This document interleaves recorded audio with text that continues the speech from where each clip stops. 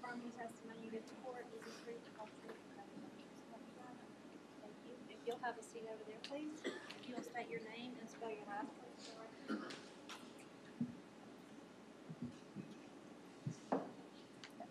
My name is Kerry Breen.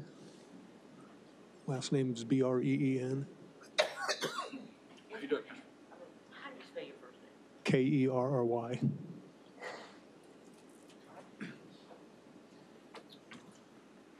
Pastor Breen, can you tell the jury a little bit about yourself and a little bit about your background and how you came to be a pastor? I'm an ordained Assemblies of God minister. I came to South Carolina in 1994 to pastor Central Assembly of God, and stayed there. Retired. I left pastoral ministry in December of 2016, December 31st, 2016. During that time, my church was involved in helping ex-offenders. We started a substance abuse program that became probably one of the biggest faith-based substance abuse programs in Columbia, and was involved in helping people that had experienced problems in their lives. I became acquainted with KCC Corps because I was providing a residential substance abuse treatment for men, and Richland County Public Defender's Office and the Solicitor's Office would place men that had substance abuse problems in my program. So that's kind of how I came to South Carolina, or kind of my history. How did you come to be a pastor? What was your background that led you into ministry? I was a teenager, and then I joined the Marine Corps in 1976. Stayed in the Marine Corps for 4 years. During that time, I became a Christian and started attending the Assemblies of God Church, and felt called to the ministry. In 1980, I went to Bible college in Florida at Southeastern University, and in 1983 I was ordained as a pastor in the Assemblies of God. I've pastored 3 churches in my career. And were you contacted by my office in 2015 in relation to Tim Jones's case? And can you tell the jury what was going on? I was contacted by Mr. Young to see if I would consider providing spiritual support for Tim. And so I spent some time thinking about it. I had heard what had happened, and I spent some time thinking about it and praying about it, and I felt like as a minister in Columbia, that I had a responsibility to minister not just to people that didn't have problems, but people that did have problems. And so I did make a commitment to visit Tim and provide spiritual support for Tim. And is this after Tim had tried to commit suicide at the prison? Right. And did you go meet with Tim? I did. And how many times did you meet with him? I can't remember exactly how many times, but it was between at least 10 and 20 times that I met with Tim. I met with him at Kirkland, and then I met with him at Lee County. So I met with him somewhere in that kind of that number. And can you tell the jury about your meetings with him? What was that like? What did y'all do? When I first met Tim, he asked me, "Did you know what I did?" And I said, "Yes, I did." And he said, "Will that affect you ministering to me?" And I said, "No, it won't." And I really, to tell you the truth, is I did not spend a lot of time talking with Tim about the case. I felt like it was my job to provide spiritual support for Tim. So I dwelt on, what we did was we would read the scripture together. We would talk about the scripture. I taught Tim some Christian songs, and we would sing them together, and we would end our meeting with prayer. And that's really was the context of our meetings. There was one time where Tim did talk to me about what had happened in a penitential way, and I did lead him in a prayer of forgiveness. But I did not make it my intention to focus on the case or what had happened, but to help him spiritually.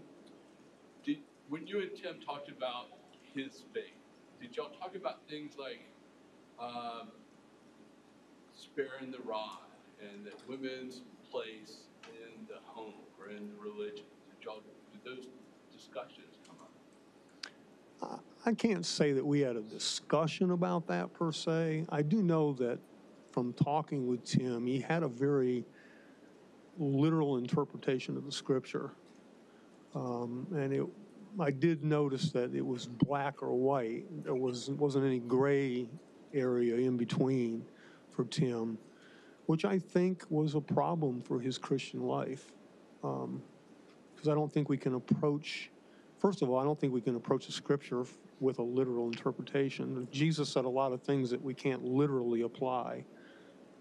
Jesus said, poke out your eye and cut off your hand. Well, if we do that, we'll all be blind and limbless. So that's a parable. So you can't take that as a literal. And as far as black and white thinking goes, I mean, people make mistakes. It's not yes or no. We make mistakes as human beings, and I think that did cause Tim problems in his life. Are those beliefs that he espouses, are those part of the Pentecostal faith? No. I'm part of the Assemblies of God. It's the largest Pentecostal denomination in the world with over 70 million adherents. 1 in 4 Christians in the world are Pentecostal. The Assemblies of God is second to the Catholic Church in adherence. And the Assemblies of God does not believe in violence or extreme punishments of children. And for the most part, we've been a nonviolent movement. So it's not a part of the Pentecostal church. But there may be Pentecostals that have views like that.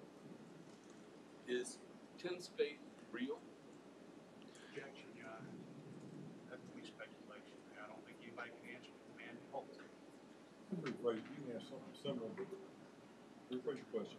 How did Tim express your faith? What did you think about it? I think that Tim had a real faith, but I think that it was based in externals and not in internals. And I think that that's the failure of any kind of a religion.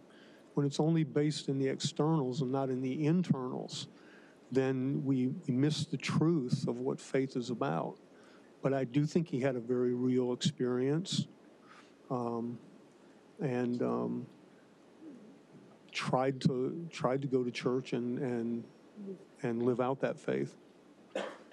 Does Tim believe that he will be reunited or can be reunited with his children?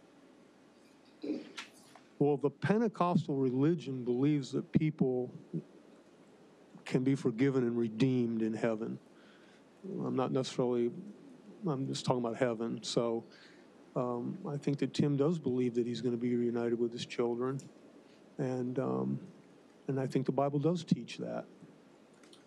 Can Tim have a positive impact on other people in prison? I think he can. I think we've seen many men that have committed done horrible things, experience redemption, and they may not ever be able to be in society again, but they can be, they can have a beneficial influence on other men that have committed crimes or acts that are considered to be horrible.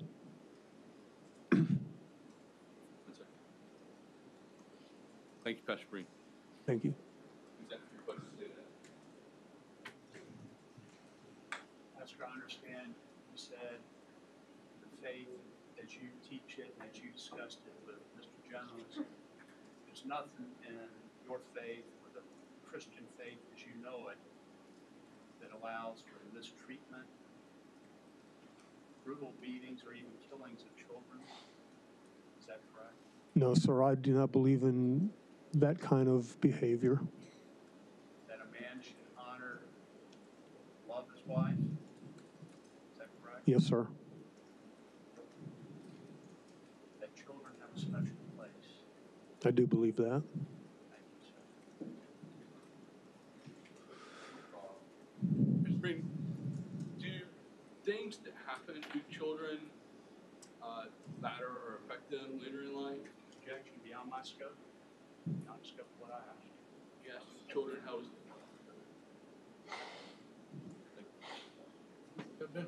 Thank you, sir.